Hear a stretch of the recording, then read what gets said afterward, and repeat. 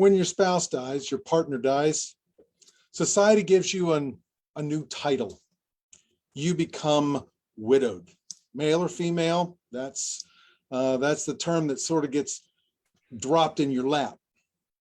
There are a lot of images, feelings, definitions, and expectations that come along with that. When Melissa Gould became a widow, she found that she didn't fit the typical idea of widowhood or meet the expectations of mourning. She didn't look like a widow or act like a widow, but she felt like one. Melissa was, in a term I think she coined, widow-ish. These are words from Melissa's website, widowish.com. It's the title of her new memoir, and maybe it's a title that you might want to kind of add to yourself if it feels like what she talks about tonight and has any resonance with you. Melissa's going to tell us a little bit about her journey and what she's learned. So put your questions in the chat box and let us have a conversation here this evening. Melissa, I want to thank you so much for writing your book, Widowish, and for being with us. Thank you so much, Galen. I really am just so happy and feel so privileged to be sitting here and having this conversation with you. Oh, thank you. It's a great book. I loved your book. I cried with you. I laughed with you. I worried with you. You know, you took me on a part of your journey, this journey of your own grief as you grieved your husband Joel, right here on the back. Yeah. What happened that dropped this new identity into your lap? Well, you know, what happened is that Joel was diagnosed with multiple sclerosis. And multiple sclerosis is what I refer to as a quality of life disease. You typically do not die from it, but it affects the quality of your life. And for Joel, who was a very active guy, very, athletic, and he was in the music business and would go stand at concerts and go to Coachella and things like that without any issue, was suddenly being affected by having this disease of MS. And we managed with it. Our daughter was 8 years old when he was diagnosed. He was on medication that was working for a number of years, but like a lot of medications for diseases which are autoimmune related, they have a certain time period of effectiveness. And the meds that Joel had been on successfully for a number of years just stopped working. So it was during this transition of trying to find a new medication that unknowingly he was bit by a mosquito. The mosquito was carrying West Nile virus. And that really started this journey of hospitalization, coma, ultimately the loss of his life. It all happened in a 3-week period. Of course, prior to that year of transition between the medications was a really difficult year. And it was a seminal year because our daughter was turning 13 and we were excited and planning, and she had her bat mitzvah. A few months later, Joel turned 50, which is another big life milestone. Yeah. And then a few months after that, he passed away. So that year is really where the book takes place, leading up to his death, and then the year following. Okay. It is really the time frame of my memoir, Widowish. Yeah. It's the meat of that time where you're really there's so many things coming at you that you're trying to sort through and figure out, and it doesn't leave you a whole lot of time, does it? No, I mean, it really was, when a family member is managing an illness, it really affects everybody. And because the MS was getting worse, Joel and I did not have the opportunity to figure out together what life may have looked like. We thought he would get on this new medication and things would be different. Things were changing significantly, but we would have managed, you know. Again, did not have that opportunity. So it was in addition to dealing with this diagnosis that became life-changing. Again, it was very manageable in the beginning. And I do believe that had he found a medication that offered him the relief he was so desperate for, I do think that he would have maintained the level that he had kind of grown accustomed to. But everything changed. Yeah. And when he died, it was a different, it's a strange thing to talk about because of COVID. Right. We've been living with for a number of years at this point. It's a virus. Nobody was really speaking virus to the degree that we are now. Joel died almost 9 years ago.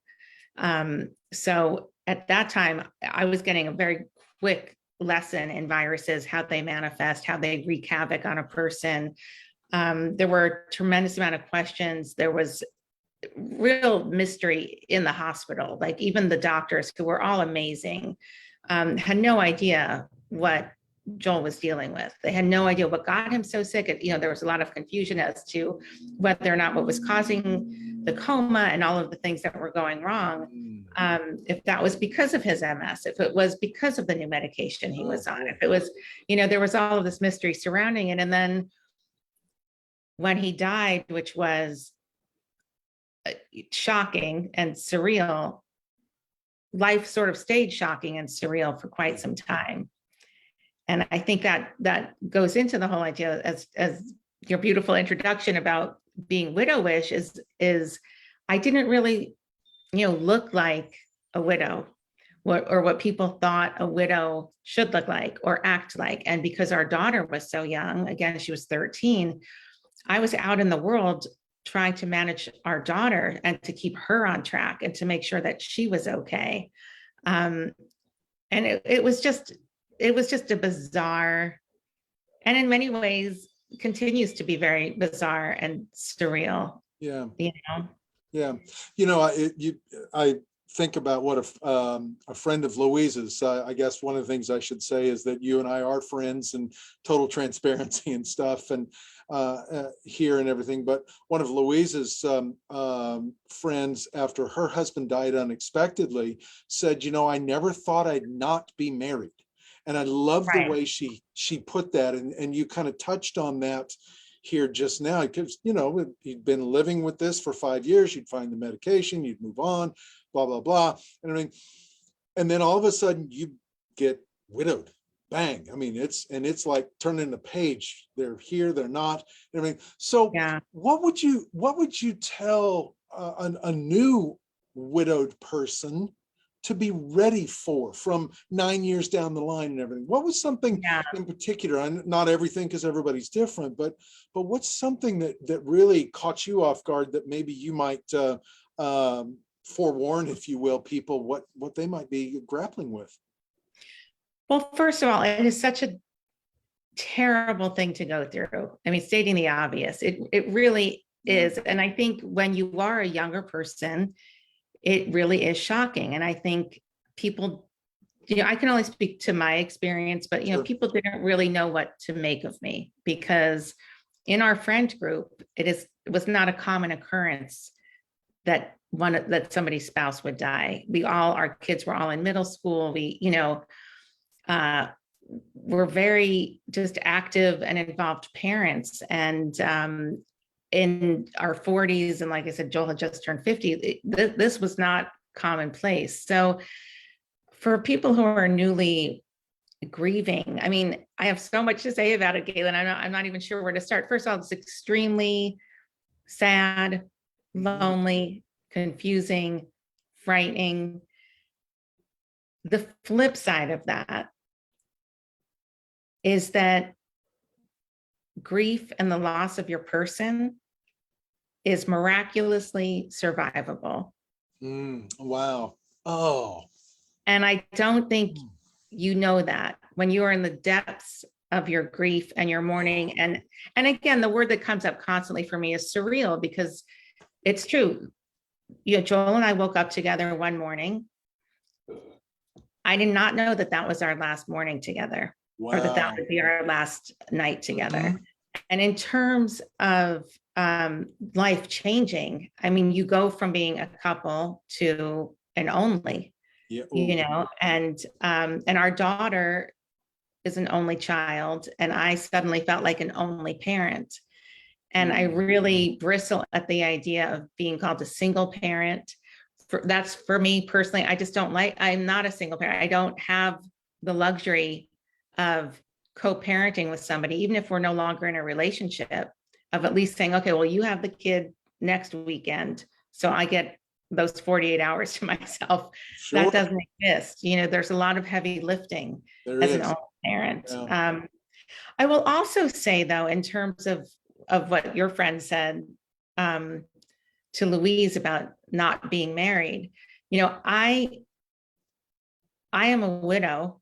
I think I will always feel like a widow, but I simultaneously still feel that Joel is my husband, Wow. and Okay. that I'm still married to Joel.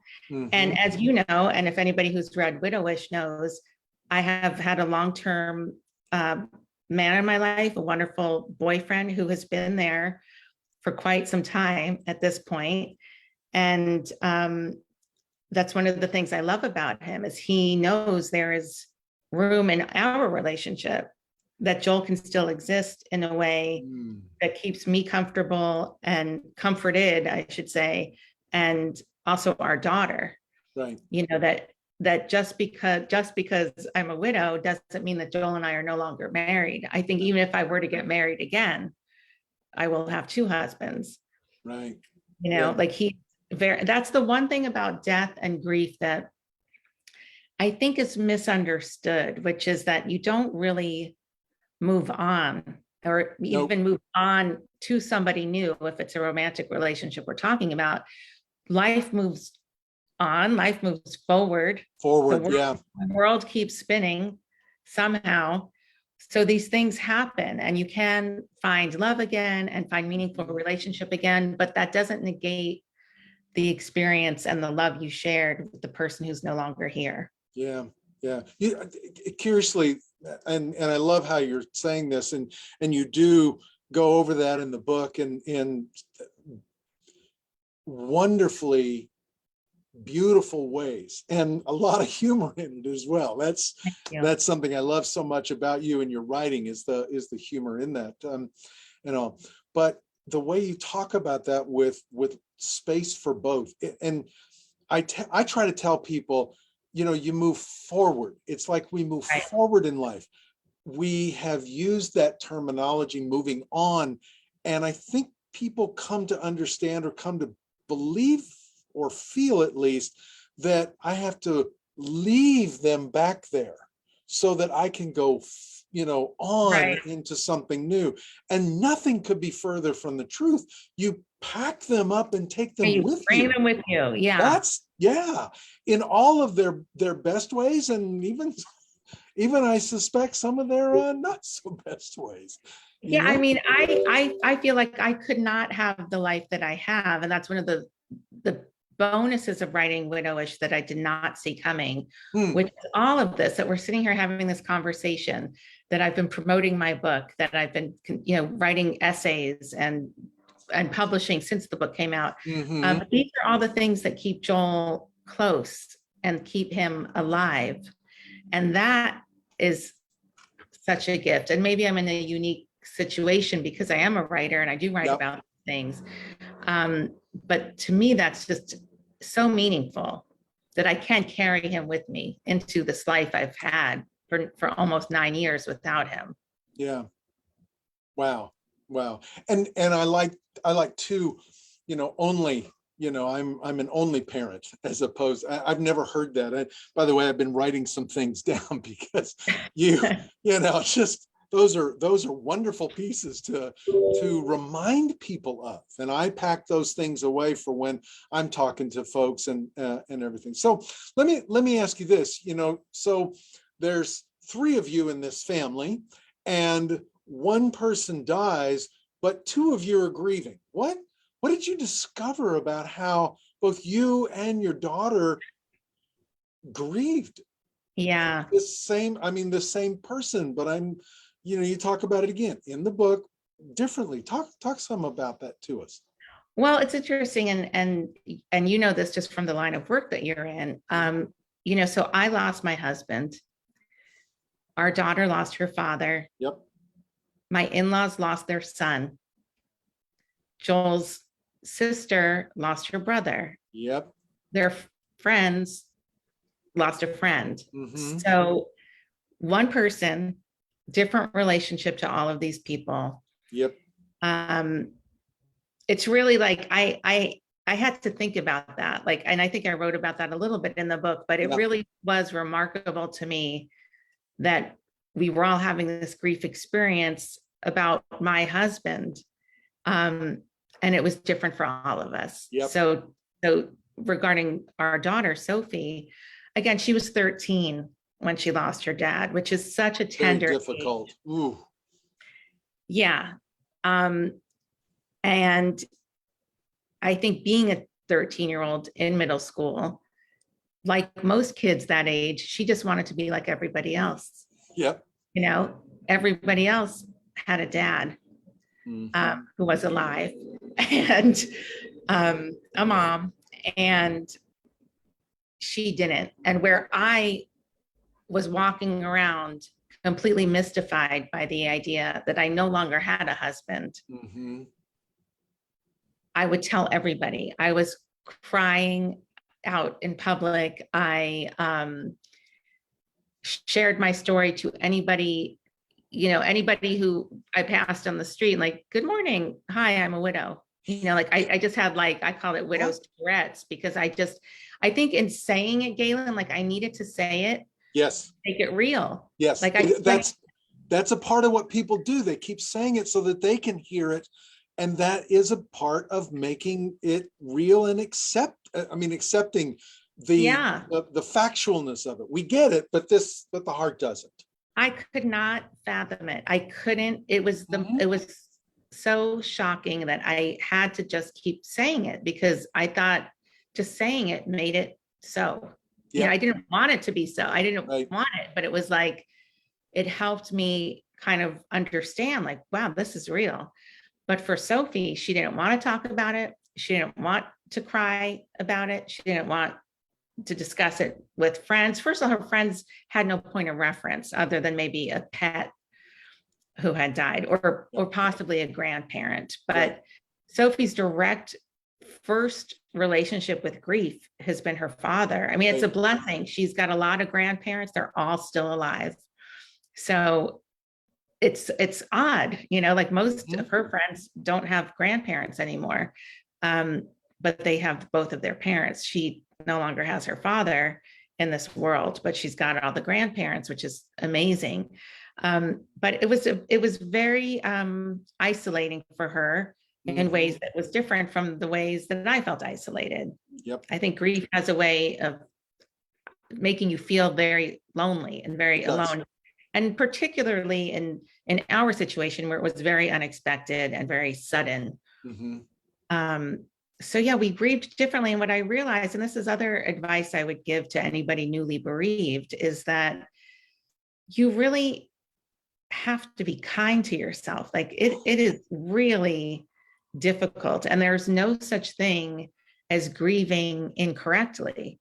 That's the thing with my daughter and I. I never made it wrong that she wasn't crying. I never got upset. Why aren't you crying? Why aren't you? This was her experience with it. And I gave her the room to experience it in that way. Similarly, although maybe not as consciously from a 13-year-old's perspective, she kind of let me grieve in my way, and that's what we all grieve differently. And some people really have a very delayed reaction. Some people it doesn't really hit them until maybe 6 months later.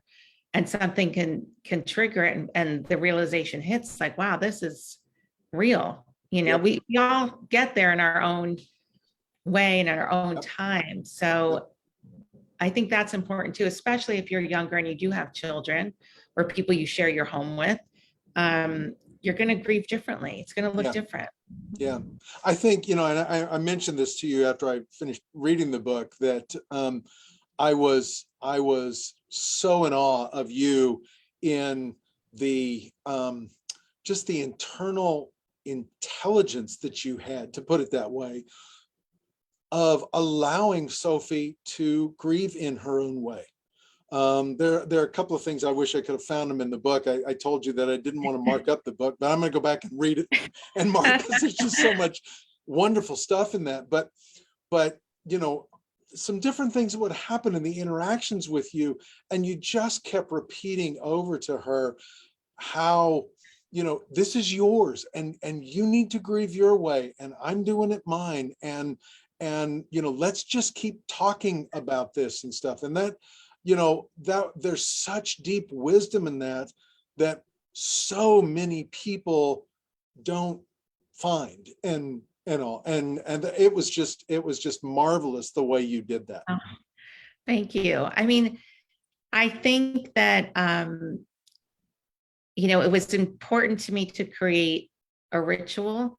And I definitely write about this in the book, but a friend had sent us 2 copies of Martha Whitman Hickmore, I think, Daily Meditations on Grief. I'm not going to say the title, but maybe we could put it in, but I always get it wrong, but her book, it's basically it's 365 days. Yep. Every single day is like a passage to read and words on grief. And I could run around off camera and go get it. I think here, I think I know the one. I probably have it sitting somewhere right close to me too. It's Martha Hickman Whitmore, Martha Whitmore Hickman. But it's Daily Meditations on Grief, I'm pretty sure. Yeah. Anyway, I don't know why, but this book came in the mail, a copy for me, a copy for Sophie. And I decided very early on, like, we are going to, every night before we go to sleep, we're going to read a passage from the book. And it's the kind of thing you can open anywhere. Yep. It's 365 days, but you open it on whatever day you feel like. And I made us read from it out loud. And then each of us would share a memory of Joel. And it was rituals like that I thought really helped ground the both of us and acknowledge, like, we are doing grief differently, but we can share this part of it together.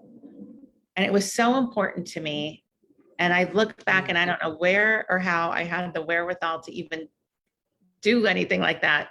But it's one of the things that, again, I think was so important. And again, if somebody does have young children and they're dealing with a loss like ours, I do think finding rituals and ways to remember the person that has been gone, because that's the worst part about grief for me, is you start to forget things about the people you love. Yeah. And that is really the saddest. And the longer time goes on, you kind of have the same memories, and maybe they change a little bit, or it's a memory that's based on a photograph and you can't remember if it's really what was pictured in the photograph or what you're remembering about the photo. Like, it kind of messes with you, but it's really like the feeling of the person that to me is so essential. Yeah. So like the memories, the actual like details of the memories may come and go, but the feelings they evoke is that's that's the journey. I've heard somebody put it this way, the longest journey in the world is the one from our head to our heart. This 18 inches here and all. And really what I hear you talking about is the journey of those memories that we hold, and we want all of the details because I don't want to forget anything about them. And you feel almost like you're betraying them if you do forget anything. But the reality is that it begins to filter out, but the depth of it becomes so much greater as it migrates its way down into your heart and finds its place there. That's really beautiful. Yeah. That's we always say it at funerals, and I'll never forget you. And the reality is that we won't. But the memories change, and they become, in some ways, they become more visceral than just imaginistic. Does that make sense? Yeah, Yeah. yeah, it's Yeah. true. Yeah, they get in there and they really become that person, and that's when we find, I think that that's when we find ourselves really building on the legacy of that person, and we start living out things about them that we cherish and we want to carry forward. It's those things, and we don't have to think about it anymore because they really have become so much more close to us. And in some ways, as one guy told me, he was talking about, he said, my husband is now even closer to me now than he was when he was alive. Oh, interesting. There Yeah. was a real way that he had changed. Again, yeah, physically, no. And would he have taken him back? In a heartbeat, he would have wanted him back. But the depth and the way that had changed through his grief, and the literal instantaneous relationship that he shared with him was so beautiful. And he taught me so much. That's one of the things that I say so often on these, Melissa, is that it is grieving people that teach me so much about this. I've got my own grief and everything and my own losses and stuff, but to continue to learn how other people put it. And again, that's one of the things that's so beautiful about your book, is how you do that. And we just can crawl in there with you. It's just Well, wonderful. that's so kind. Thank you, Galen. There is something too about finding community in grief, Okay, right. and I think, in Widowish, I talk about how there was another widow in the neighborhood, and our rabbi and mutual friends were always trying to connect us. And I really was so reticent about meeting another widow. I felt like she wasn't married to Joel. She's not going to know how I feel. Like, I really did not want to meet this person. Right. So I met her, and of course I loved her, and we became great friends. And I realized at our first meeting that I was so reluctant to even set up, how nice it was. I talk about, it's like just finding somebody who speaks your language. Yep. And she also was younger when she lost her husband. She also had daughters around the same age as my daughter. So we had that common ground over this very sad experience we both had. And then we started a group for young widows that I was the last person in the world to even imagine that that's what I would be doing. But even that, finding community amongst other younger widows, young widowers as well, was so healing. I really believe that grief requires witnessing. And I don't know that I realized it at the time. And I think that was part of my widow's Tourette's, is just saying it out loud to whoever, because it's like I needed that validation somehow. And so in finding this group of young widows, we heard each other, we saw each other, we knew where we had been. And it was so powerful and so healing. And it was such a meaningful part of my early widowhood. Yeah. That there's a validation in it. You talked about how weird Sophie felt, as a junior high student without a dad and things. Grief does alienate us. It does separate us. It makes us feel, the loneliness is such a deep part of that for so many people. And we pull back and others pull away from us and things. And that whole separation that then community becomes so vitally important to find some ground to stand on in the midst of that. Somebody, the ground's been ripped up underneath us, and somebody that maybe is a little bit further on in their grief experience, or however it feels comfortable to say that, we can be with them, and they are support. They are support in those deep times where, we just don't have anything to step forward with. It's so true. Yeah. Yeah. So you're a writer, and so a book makes sense and things. I mean, I'm going to read a little bit of your bio here. Widowish, and I love this, is an Amazon bestseller, Amazon editors pick, a Goodreads top book for 2021. Been named one of Book Authority's 100 best grief books of all time, which that's so cool. You know, your essays have been in the New York Times, the LA Times, Washington Post, Hollywood Reporter. You've been a writer all your life and all, but you talk about how important a writing group was for you in your grief with this in the book. Can you talk about that a little bit more? Because I think that's what you're talking about here on a secondary piece as well. Yeah, I mean, so a friend of mine, I always made my living as a screenwriter. Prior to all of those essays and the book, I was a screenwriter. And a friend of mine was in a traditional kind of writing group. And shortly after Joel died, she invited me to join her group.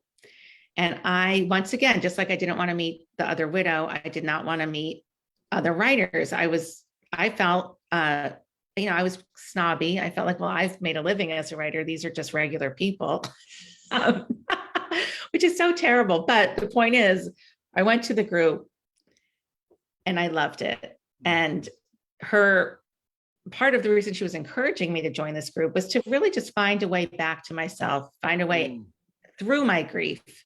And she really felt strongly that if I were to write about it, it would be incredibly healing. But I resisted because that's just what I do.